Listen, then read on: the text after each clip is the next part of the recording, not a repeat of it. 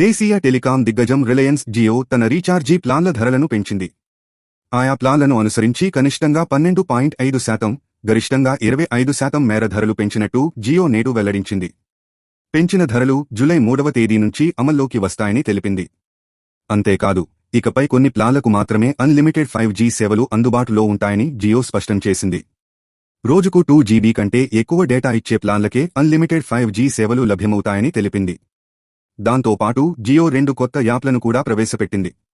Jio safe quantum secure, Jio translate పేరిట తీసుకువచ్చిన ఈ యాప్లను జియో యూజర్లకు 1 సంవత్సరం పాటు ఉచితంగా అందిస్తున్నట్టు జియో నేడు ప్రకటించింది.